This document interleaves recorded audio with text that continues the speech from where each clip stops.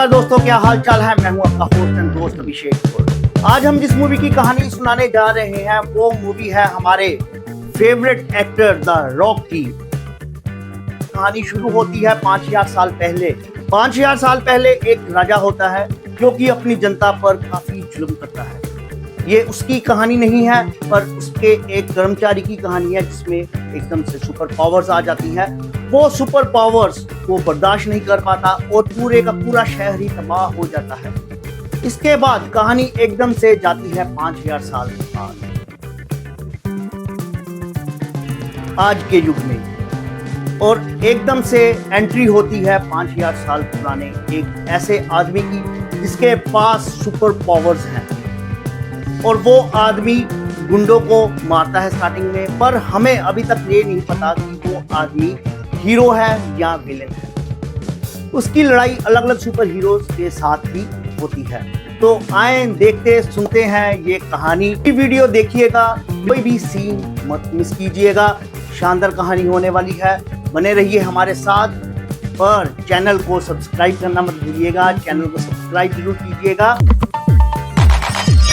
लेते हैं और उसे मारने का डिसाइड करते हैं। वो जैसे ही उसे मारने जाते हैं वो बच्चा गायब हो जाता है और वो एक अजीब जगह पर आ गया था जहाँ पर 6 लोग दिखाई दे रहे थे और वो सब बहुत ही पावरफुल देवता थे जो कि उस बच्चे की बहादुरी से काफी ज्यादा इम्प्रेस हो चुके थे। तो वो सभी गॉड उस बच्चे को अपनी थोड़ी थोड़ी पावर दे देते हैं ताकि वो जाकर उस जालिम राजा को हरा सके। अब यहाँ पर जैसे ही उस बच्चे को पावर मिलती है उसकी बॉडी एकदम बदल जाती है और वो एकदम मस्कुलर हो जाती है। यहाँ पर वो राजा वो पावरफुल मुकुट पहन रहा होता है, लेकिन उस राजा को पता नहीं था कि उसके सामने अब उसकी मौत आ रही है। वो बच्चा जो कि काफी ज्यादा पावरफुल हो गया था वो राजा के महल में आता है और उसके पास इतनी पावर आ गई कि वो सारी जगह को ब्लास्ट कर देता है। उस ब्लास्ट में सिर्फ राजा ही नहीं मरता, वहाँ के सारे बेगुनाह लोग भी मर जाते हैं और वो पूरा किंगडम तबाह हो जाता है। अब यहाँ पर हम लोग प्रेजेंट टाइम पे आ गए थे जहाँ पर सब कुछ काफी ज्यादा एडवांस हो गया था, लेकिन इस शहर में कुछ गुंडों की गैंग थी जो कि वहाँ के रहने वालों को काफी ज्यादा परेशान करते थे और उन्हें मारकर उनके पैसे छीन लेते थे। इस गैंग का सिर्फ एक ही मकसद था कि वो कैसे भी करके उस राजा के मुकुट को ढूंढ ले और काफी ज्यादा पावरफुल हो जाए। मतलब कि 5000 साल पहले जब वो राजा मरा था तब वो मुकुट जमीन के अंदर कहीं दब गया था और वो आज भी जमीन के अंदर कहीं न कहीं दफन है। यहाँ पर हमें एक औरत दिखाई जाती है जिसका नाम एड्रीना था और पता चलता है कि वो भी उस मुकुट को ढूंढ रही थी जो कि सालों से जमीन के अंदर दफन था। एड्रीना एक आर्कियोलॉजिस्ट थी जो कि बहुत ही पुराने हिस्टोरिक चीजों को ढूंढती थी और उसे बेचती थी। एड्रीना उस मुकुट को सालों से ढूंढ रही थी, लेकिन अब जाकर उसे ऐसी गुफा मिलती है जहाँ पे उस मुकुट के मिलने के चांसेस हो सकते थे और लकीली उसे वो मुकुट मिल भी जाता है। लेकिन यहाँ पे एड्रीना का एक दोस्त जिसका नाम इस्माइल था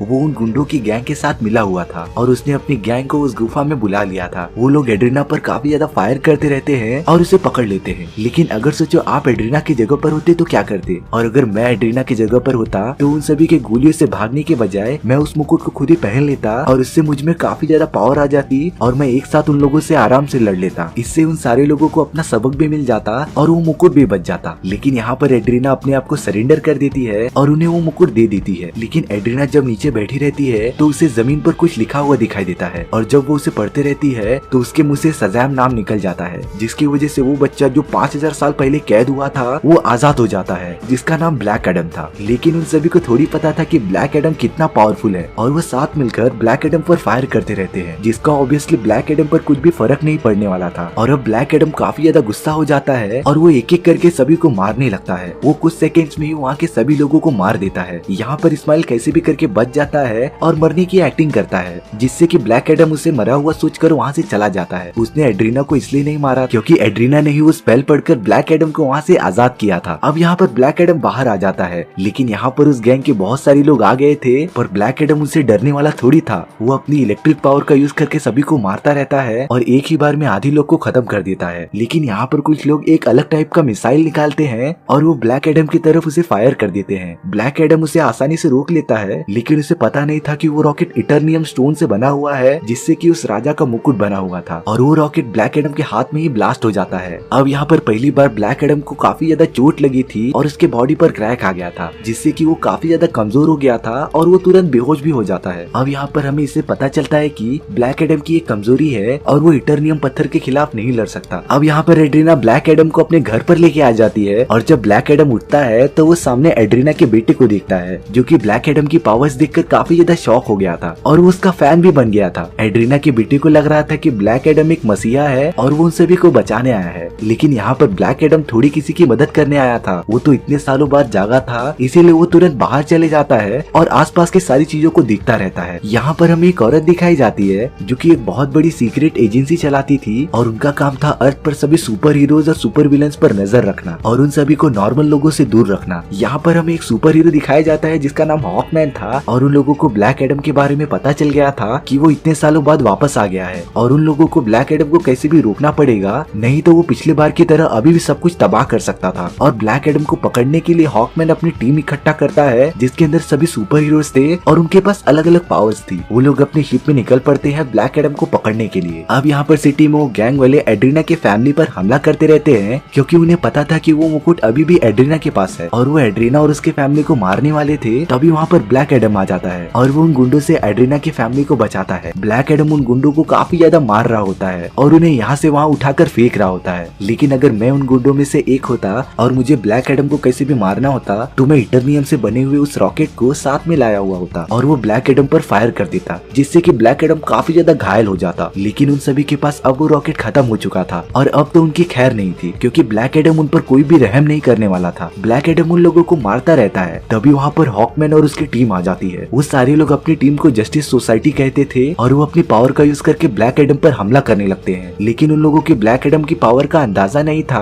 पर तभी भी वो साथ मिलकर ब्लैक एडम से लड़ते रहते हैं। ब्लैक एडम उन्हें आसानी से हरा दे रहा था और उन्हें काफी ज्यादा मार रहा था। अब यहाँ पर ब्लैक एडम उन सभी से जीत गया था और वो वहाँ से चला जाता है। यहाँ पर जस्टिस सोसाइटी के लोग एड्रीना के पास आते हैं और इससे हेल्प मांगते हैं कि वो ब्लैक एडम को पकड़ने में उनकी मदद करे, लेकिन यहाँ पर एड्रीना उन पर ही गुस्सा हो जाती है क्योंकि ब्लैक एडम ने एड्रीना की फैमिली को बचाया था तो वो ब्लैक एडम को पकड़वाने में मदद क्यों करे। तभी जस्टिस सोसाइटी के लोग उसे बताते हैं कि ब्लैक एडम के पास काफी ज्यादा पावर्स है जिसका यूज करके उसने 5000 साल पहले एक पूरी सिटी को तबाह कर दिया था और उसे जल्द से जल्द कंट्रोल में करना बहुत ही जरूरी है क्योंकि वो इस तरह की तबाही वापस मचा सकता है। यहाँ पर एड्रीना कन्विंस हो जाती है और उन सभी को ब्लैक एडम के पास लेके आ जाती है। अब यहाँ पर हॉकमैन और उसकी टीम ब्लैक एडम से बात करते हैं और उसे शांत रखने की कोशिश करते हैं, लेकिन यहाँ पर एड्रीना के घर पे तो कुछ अलग ही चीज चालू था। वहाँ पर इस्माइल आ जाता है जो कि उस मुकुट को ही ढूंढ रहा होता है और वो गन दिखाकर एड्रीना के फैमिली को धमकाता रहता है। वो वहाँ पर वही मुकुट ढूंढने आया था जो कि एड्रीना के पास था और जब वो मुकुट उसे वहाँ पर नहीं मिलता तो वो एड्रीना के बेटे को किडनैप कर लेता है और उसे अपने साथ लेके चला जाता है। लेकिन यहाँ पर एड्रीना का बेटा कैसे भी एड्रीना को कॉल करता है और उसे बताता है कि इस्माइल ने उसे किडनैप कर लिया है और वो उसे लेकर जा रहा है। यहाँ पर जब ये बात एड्रीना को पता चलती है तो वो काफी ज्यादा शॉक हो जाती है और वो ब्लैक एडम से जाकर मदद मांगती है कि वो कैसे भी करके उसके बेटे को बचा ले। इसके बाद ब्लैक एडम और जस्टिस सोसाइटी के लोग एड्रीना के बेटे को ढूंढने के लिए चले जाते हैं। वो जब एड्रीना के घर पर पहुंचते हैं तो इस्माइल वहाँ से जा चुका था और हॉकमैन को इस्माइल के लोगों से पता चलता है कि इस्माइल एड्रीना के बेटे को लेकर एक रेगिस्तान में गया है जो कि काफी ज्यादा दूर है। लेकिन यहाँ पर ब्लैक एडम जस्टिस सोसाइटी के साथ उनके शिप में निकल पड़ता है उस रेगिस्तान की तरफ। यहाँ पर वो लोग रेगिस्तान में पहुंच जाते हैं और इस्माइल ने एड्रीना के बेटे पर गन पॉइंट कर दिया था और वो एड्रीना से वो मुकुट चाहता था, नहीं तो वो उसके बेटे को मार देगा। अब यहाँ पर एड्रीना के पास और कोई भी ऑप्शन नहीं था और वो मुकुट इस्माइल को दे देती है। इस्माइल उस मुकुट को लेने के बाद भी एड्रीना के बेटे पर गोली चला देता है और यहाँ पर ब्लैक एडम एड्रीना के बच्चे को बचाने के लिए तेजी से उसकी तरफ जाता रहता है और अपने हाथ से उस गोली को रोक देता है। इस्माइल उस मुकुट को पहनने वाला था तभी ब्लैक एडम अपनी इलेक्ट्रिक पावर का यूज करता है और इस्माइल को जलाकर मार डालता है। यहाँ सब कुछ ठीक होने के बाद हॉकमैन ब्लैक एडम से मिलता है और ब्लैक एडम हॉकमैन को अपना राज बताता है। ब्लैक एडम बताता है कि 5000 साल पहले वो बच्चा जिसने राजा के खिलाफ आवाज उठाई थी वो मैं नहीं था बल्कि वो मेरा बेटा था और जब राजा उसके बेटे को मारने वाला था तो वो अचानक पता नहीं कहाँ गायब हो गया था और अब उसका बेटा तो नहीं था तो राजा उसे और उसके बचे हुए फैमिली मेंबर्स को मारना स्टार्ट करता है। वो एक एक करके उसके सभी फैमिली वालों को मार देता है। तभी वहाँ पर उसका बेटा आ जाता है और उसके पास उन गॉड्स की पावर आ गई थी, लेकिन ब्लैक एडम काफी ज्यादा घायल हो चुका था इसीलिए उसका बेटा अपनी सारी पावर उसके बॉडी में ट्रांसफर कर देता है, जिससे कि अब ब्लैक एडम के पास उन गॉड्स की सारी पावर आ चुकी थी। लेकिन यहाँ पर वो राजा के लोग एडम के बेटे को मार देते हैं और एडम को कुछ नहीं होता। ब्लैक एडम काफी ज्यादा रोता रहता है और अब जो कि उसके पास सारे गॉड्स की पावर थी तो वो उसका यूज करके वहाँ के सारे लोग को मारने लगता है। वो राजा के महल में भी पहुंच जाता है और राजा को मार देता है, लेकिन ब्लैक एडम इतनी सारी पावर्स हैंडल नहीं कर पा रहा था, जिसकी वजह से वहाँ पर एक बहुत बड़ा ब्लास्ट होता है और उस ब्लास्ट में किंगडम के सारे लोग मर चुके थे। ये बात जब उन गॉड्स को पता चलती है तो वो ब्लैक एडम को सजा देने के लिए उसे एक गुफा में हमेशा के लिए कैद कर दिए थे और जब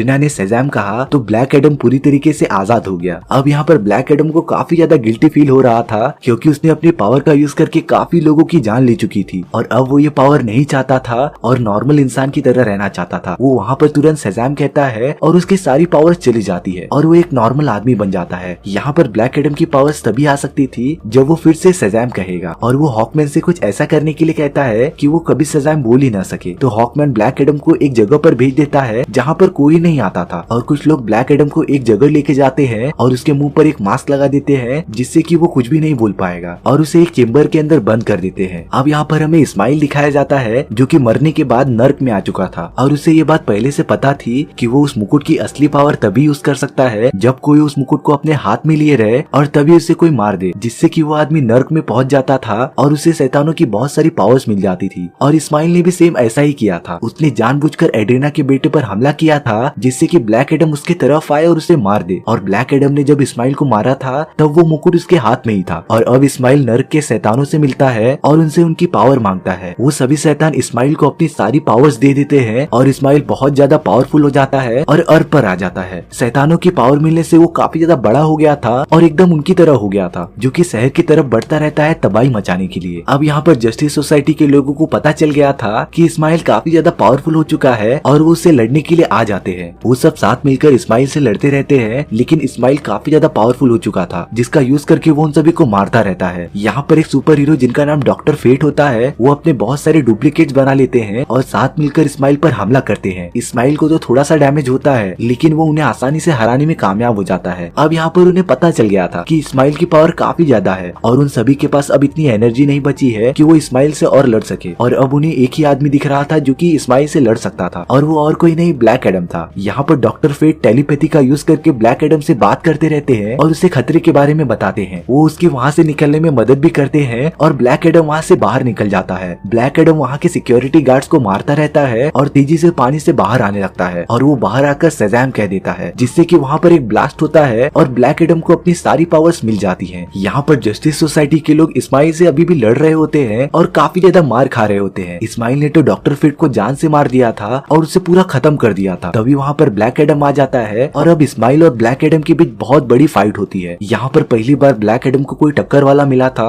और इस्माइल ब्लैक एडम को काफी ज्यादा अच्छी टक्कर दे रहा था लेकिन ब्लैक एडम के पास गॉड्स की पावर थी और वो अच्छाई की तरफ था तो अच्छाई की बुराई पर जीत होनी ही थी। और ब्लैक एडम अपने सुपर ह्यूमन स्टेमिना का यूज करता है और इस्माइल का सर पकड़कर उसे दो भाग में फाड़ देता है और इस्माइल पूरा मर जाता है। वहाँ के लोग काफी ज्यादा खुश हो रहे होते हैं कि उन्हें अपना मसीहा मिल गया था और ब्लैक एडम अब उनकी हमेशा रक्षा करेगा। यहाँ पर वही औरत हमें दिखाई जाती है जो कि ब्लैक एडम से बात कर रही होती है और वो ब्लैक एडम से कहती है कि ये अच्छा है कि तुम लोगों की हिफाजत कर रहे हो लेकिन वो इस सिटी के बाहर नहीं जा सकता। पर ब्लैक एडम थोड़ी किसी की सुनने वाला था। वो अपने मर्जी का मालिक था और वो जहाँ चाहे वहाँ जा सकता था। तभी वो औरत उसे बताती है कि अगर उसने ऐसा किया तो वो उसके टक्कर का कोई लाएंगे जो कि इस दुनिया का है ही नहीं। यहाँ पर ब्लैक एडम को गुस्सा आ जाता है और वो उस औरत के स्क्रीन पर मार देता है जिससे कि वो स्क्रीन पूरा टूट जाती है। और तभी वहाँ से सुपरमैन बाहर निकलता है और ब्लैक एडम से कहता है कि हमें शांति से बैठकर बात करनी चाहिए थी। और ये सीन देखने में काफी ज्यादा खतरनाक दिख रहा था और हमारी स्टोरी भी यहीं पर खत्म हो जाती है। सो व्यूअर्स, आपको ये स्टोरी कैसी लगी प्लीज कमेंट सेक्शन में बता दो और अगर आपको मेरा एक्सप्लेनेशन 1% भी अच्छा लगा हो तो प्लीज वीडियो को लाइक एंड चैनल को सब्सक्राइब जरूर कर लेना क्योंकि इससे मुझे मोटिवेशन मिलेगा आपके लिए इसी तरीके की मजेदार स्टोरीज लाने के लिए। तो मिलते हैं नेक्स्ट वीडियो में।